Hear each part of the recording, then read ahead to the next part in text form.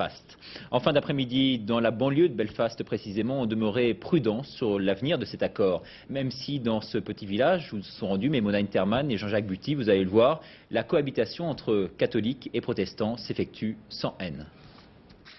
Ballyacamore, près de Belfast, une poche de population mixte. Catholiques et protestants vivent côte à côte, pas vraiment ensemble, sans trop s'ignorer, sans trop se haïr. Cet après-midi, c'était l'appréhension chez les protestants. Beaucoup d'entre eux craignent d'être les grands perdants d'un compromis historique. Tout dépend de l'arrangement qu'ils auront trouvé. Si les gens ici en Irlande du Nord ne sont pas d'accord avec eux, eh bien on leur montrera avec le référendum. Si l'avenir leur paraît incertain, le passé, lui, est bien présent. Et ceux qui ont trop souffert veulent croire à la paix. C'est un pari. Bonne nouvelle, c'est la paix. Vous savez, si c'est la paix, ça change tout. Pour nous tous. Quand on est en ville, on regarde toujours à droite, à gauche. On fait toujours attention. On se demande si une bombe ne va pas exploser encore. Ça ne vous quitte jamais, cette peur-là.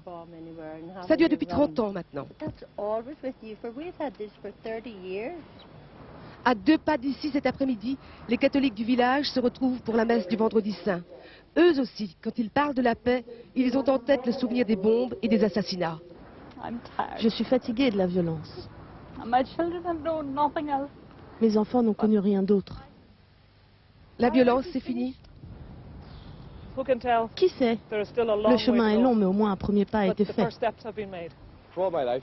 Depuis que j'existe, j'ai toujours connu les violences en Irlande du Nord. J'ai des amis qui se sont fait tuer. J'espère qu'aujourd'hui, on fait un pas pour en finir avec cette violence.